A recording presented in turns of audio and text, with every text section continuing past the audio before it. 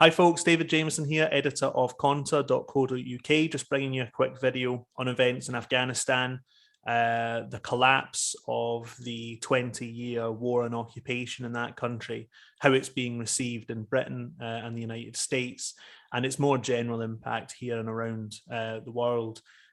Speaking to Jonathon Shafi, a member of our editorial board. How are you doing, Jonathon? Yeah, I'm well, David. Yeah, obviously a total disaster of a situation, but we'll come on to talk about all of that. Yeah, so obviously just over the weekend passed after a very short push by the Taliban in Afghanistan, lasting only about a week or so, Kabul finally collapsed, and US and British forces and embassies were forced to flee the city, a final humiliation after 20 years of failure for the opening war of the so-called war on terror. A total military and political failure, and one that should have major ramifications for foreign policy in the West. Watching those scenes, Jonathon, what were your initial thoughts about, how this might impact upon that 20-year project? Well, I mean, the initial thoughts probably the opposite of Dominic Raab, who said something along the lines of no one saw this coming. Certainly he didn't see this coming. We saw it coming. We saw it coming 20 years ago when they first invaded Afghanistan. That's when I got interested in politics, as did a whole number of people in our kind of generation. Because we knew, for reasons which we can detail, that it was going to be a costly invasion in terms of lives lost, in terms of military personnel, also in terms of civilian casualties in Afghanistan. We'll say more about them, and in terms of money being spent, and that it would end in utter disaster with the Taliban back in power with an expanded, you could argue, social base. So it is a complete military defeat for the United States and for the other powers involved.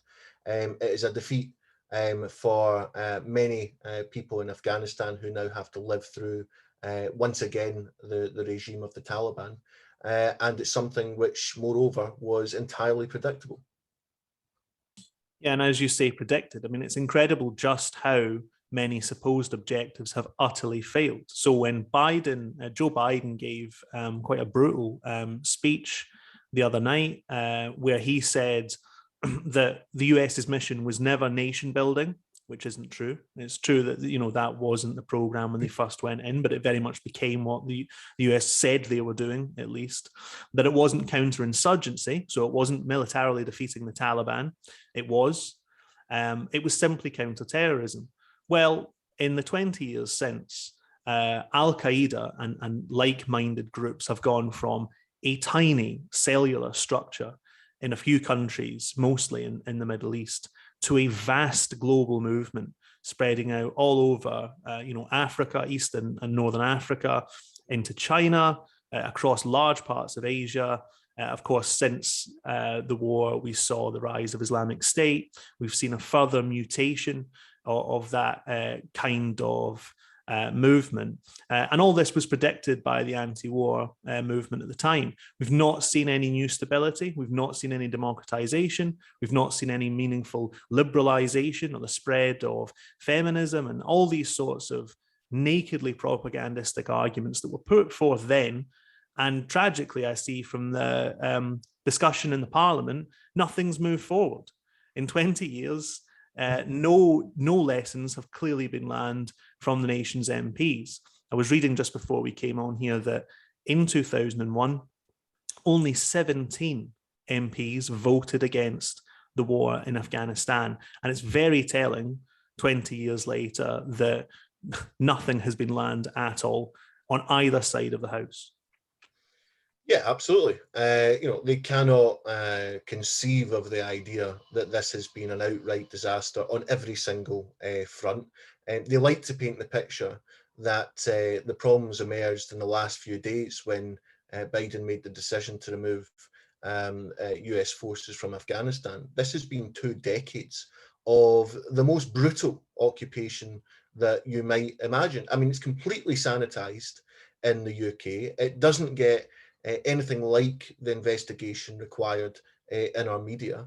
I mean, just to give you one example, the occupying forces had lost control so that they actually re-evaluated the rules for engagement when it came to carpet bombing in the country. They did that in 2017, and in 2018 the result was 3,800 Afghan civilians dead as a direct result of US airstrikes. I mean, that's just one example of many, which I'm sure we'll cover. We could talk about how the CIA ran and funded the most brutal militias that you could imagine. We could talk about the fact that trillions in State Department aid, so-called, didn't end up with ordinary Afghans, but ended up with private military contractors. The whole thing is corrupt. The whole thing is an imperial adventure. And it's an outright lie for Biden or anyone else to claim that the aim in Afghanistan was simply to remove the Taliban and to remove Al-Qaeda networks. Tony Blair and George Bush had a messianic vision for their role in that part of the world, and they conducted it through armed violence.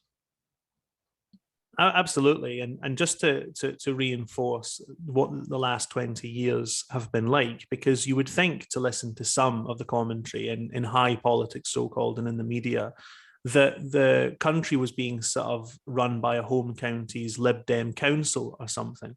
The people that were put in power in 2001 were largely the other half of a civil war within the Mujahideen, of which the Taliban were the other side. They have a remarkably similar worldview, ultra social conservatism, and the Kabul administration ruled through a network of powerful warlords who governed the country with an iron fist. The governments in Kabul were not elected in any sort of recognizable way. Political dissidents were arrested, their parties were banned. There was widespread assassinations of rivals to the government in Kabul. The Afghan people had no say in this process, and they did not reap the benefits that we are hearing about on the BBC. I mean, I think it's been a total failure from the media as well. It's another failure for what's sometimes called embedded journalism. So there's a small group of Western journalists in Kabul. They rarely leave. And they're shown what the occupying force and the local puppet regime want them to see, which is a very small element of Afghan society where there has been some development, women entering the professions, a degree of liberalization, and so on. But the vast bulk of the country looks nothing like that, and looks a lot more like it did under the Taliban. So this whole thing is a ludicrous smokescreen. And I know that you and I both agree that part of what should happen now is that Western states that destroyed Afghanistan should take responsibility for the fallout, and that includes humanitarian assistance, refuge, and so on to people fleeing Afghanistan. But it bears repeating that there were 5.3 million refugees who emerged from Afghanistan in the last 20 years. Most of them ended up in Pakistan or in Iran. The West did not take them in, but also the sorts of people now calling for Britain to take in refugees, many of them are doing it as part of this smokescreen. They were silent when refugees were being chased out of the country in their millions, in part by the Kabul administration, by the Western armed forces, by the warlords who govern the country. So, I mean, just watching the coverage from the Parliament today, there is an almighty propaganda offensive to completely obscure the extent of the disaster of the last 20 years. Well, that's true, but I mean, you're talking about issues that shouldn't be mentioned around the UK media dinner table. I mean, it's as simple as that. I mean, I'm completely unimpressed by anyone who, on the one hand, talks about the need to carry out a serious programme around welcoming Afghan refugees, but has nothing to say about the nature of the war itself and about opposing the initial invasion. Not doing that doesn't answer the question about the situation in Afghanistan today, about the experience of Afghans over the last 2 decades. It's barely known, but around the time of the bombing back in 2001, the initial invasion of Afghanistan, there was a major conference of 1,500 leading Afghans representing different parts of their society. And that was to cohere a movement of opposition to the Taliban. There was an internal Afghan-led movement that wanted to oppose the Taliban regime. And not only did they want to oppose the Taliban, they in the same breath opposed the bombing of Afghanistan, because as they predicted, as should have been easily predicted, this would only have rallied forces behind the existing Taliban government. So when you add all of that together, you find that this whole escapade has been nothing whatsoever to do with the people of Afghanistan. It's been nothing to do with freedom, with liberty, with feminism, if you have mentioned. This has been all to do with what is American and the broader imperial interest in the region. How can it be realized? It can't be disconnected, the war in Afghanistan with the war on Iraq. These are two twin processes taking place in the same framework, in the same strategy that was undertaken by the Bush White House and allied with Tony Blair. The whole thing is corrupt, as I've said before. The way that they have went about the propaganda war before the run-up to Afghanistan, the way they have conducted themselves financially, not just financially, but militarily in terms of the bombing campaigns I'd referenced earlier, but also in terms of the warlords and militias that were armed and organized in the manner that you've already outlined as well. And so when you add all of that up, there's lots that the British Parliament would clearly not like to discuss. So what they tend to do, and it's quite interesting to see people like Theresa May say, well, so much for global Britain. Why are we not in the streets of Kabul? Look how easily, by the way, that kind of politics slips into one that advocates military adventurism. And I've also seen lots on the more liberal parts of the left, people who have been calling for the left to do things like support NATO, for example, in recent times. They've completely collapsed under this kind of pressure. They've completely collapsed into a kind of moral vacuum where they say the easy thing that they can easily sort of pass in terms of refugees or whatever it might be, but they refuse to say the hard thing, that the whole thing wasn't just a mistake, it was a strategic disaster, but it was done so on the basis of what were the imperial ambitions of the American state primarily at the time. And unless you get to the root cause of that, then I'm afraid you're never going to move forward. And just one last point that connects to that. I've seen a lot of people, and you see this kind of rubbish whenever some major event happens, but they don't want to confront what's the root causes of the event. They say, don't bring politics into this. Don't say that you were right 20 years ago when you said don't go into Afghanistan. I'm sorry, but this is just absolute nonsense. The anti-war movement was absolutely right. Tony Blair, who cannot be found apparently, though he's got everything under the sun to talk about when it comes to the pandemic or Brexit or Corbyn, he can't be found because he was wrong. The people were right when they took to the streets about Iraq, when they took to the streets about Afghanistan, and the government and the liberal press who backed the Afghan war, they were completely wrong. And history has to make them accountable. And the only way you make them accountable is by raising these kinds of issues. Yeah,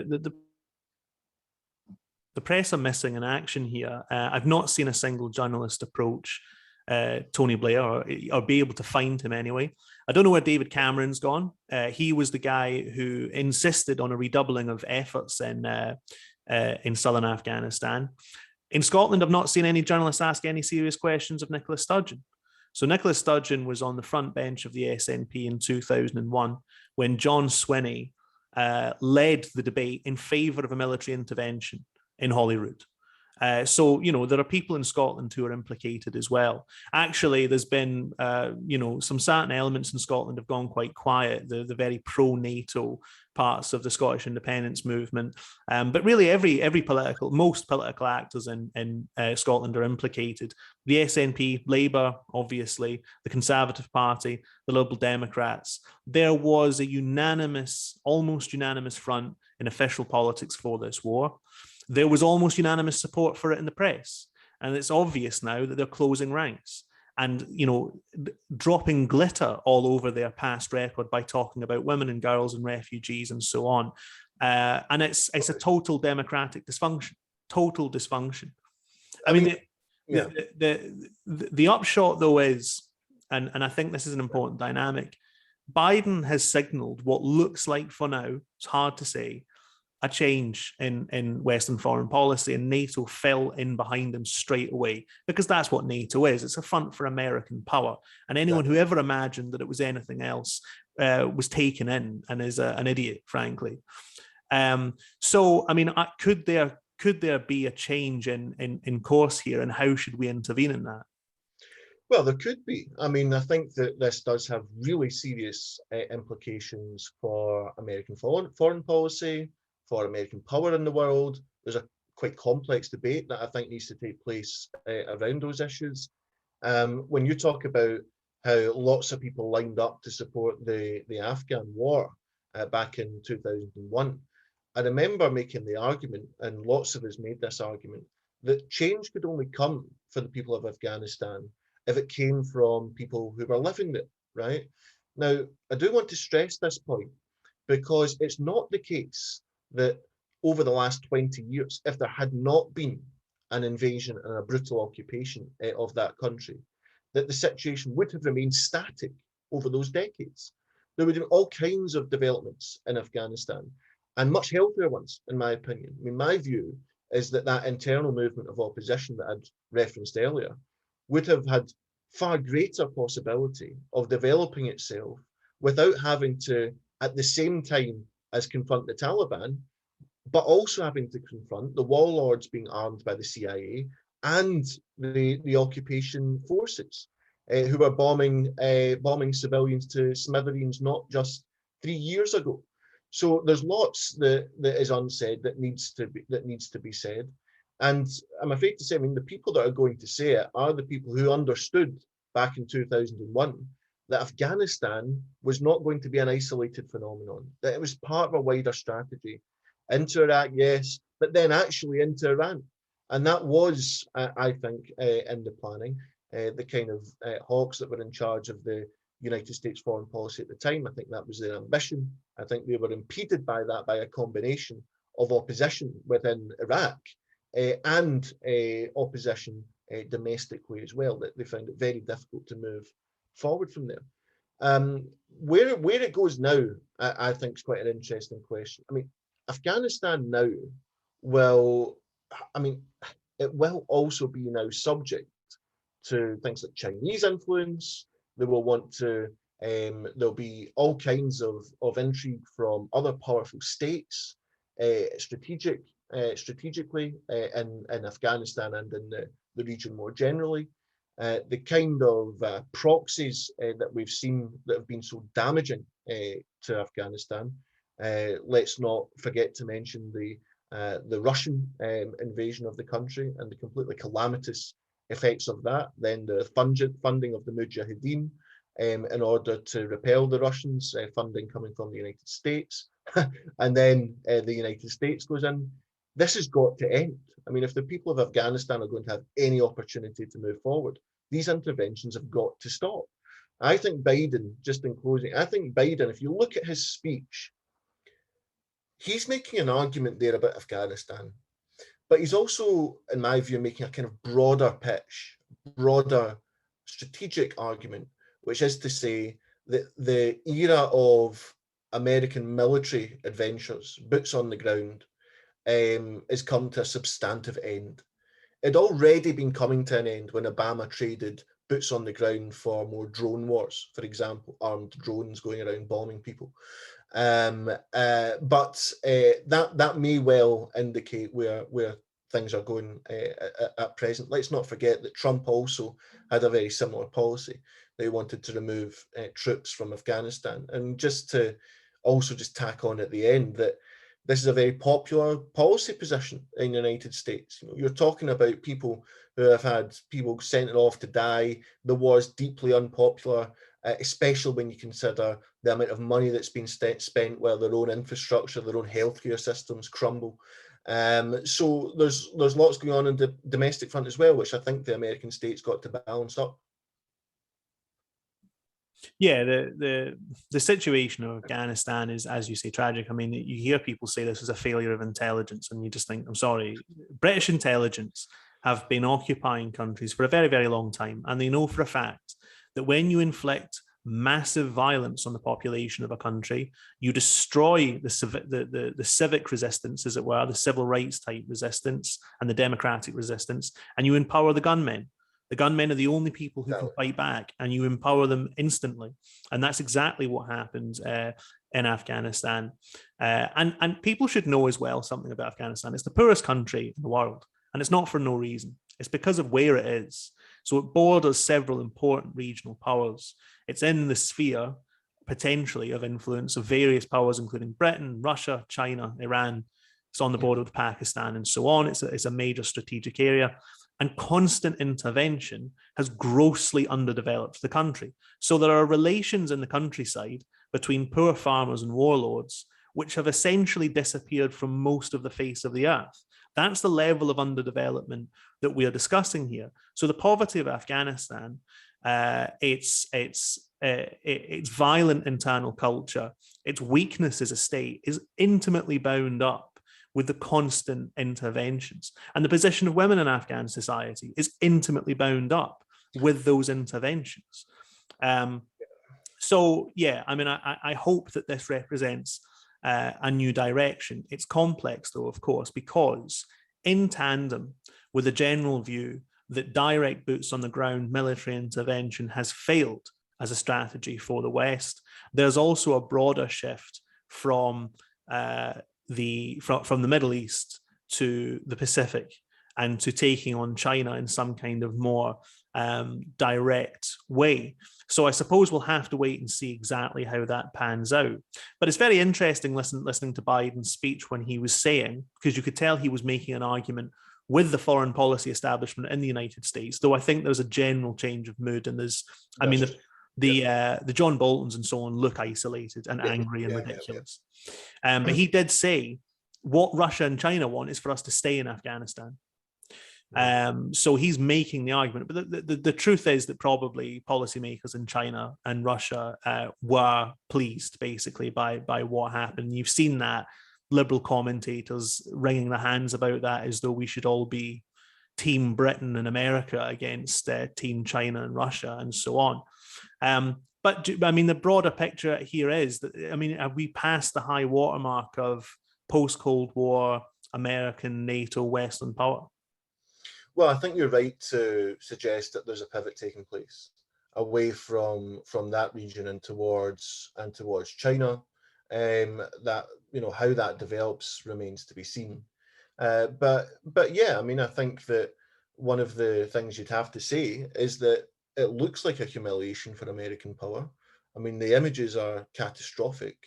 The images of these people running to airports, trying to hold on to plane. I mean, this is just an absolute disaster. I mean, the idea that you go in for so-called humanitarian reasons and that's the way you leave is just completely risible. So I think it's done huge amounts of damage. I mean, Andrew Neil actually said this, and I agree with him actually on this. It's done a huge amount of damage to America's standing in the world.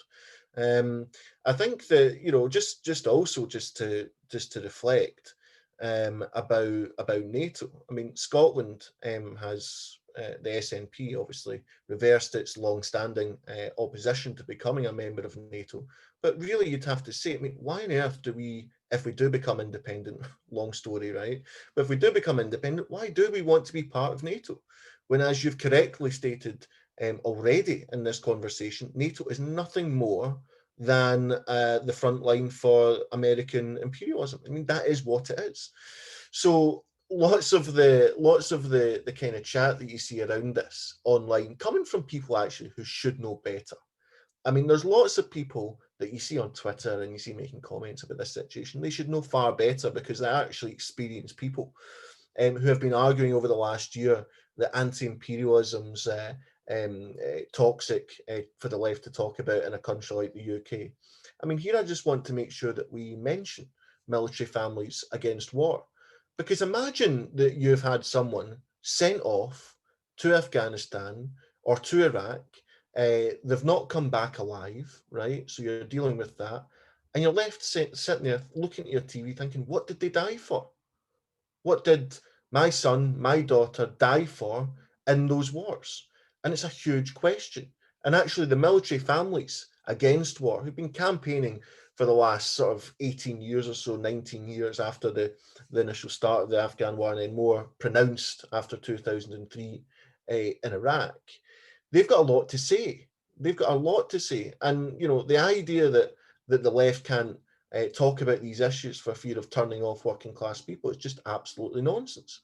Working class people in this country, if there's anyone in this country who's borne the brunt of these wars, then it has been working class people who, through a process of frankly economic conscription, have ended up in places like Kabul or Basra or wherever else, and have ended up losing their lives. So where's the accountability here, right? This is what it all comes back to.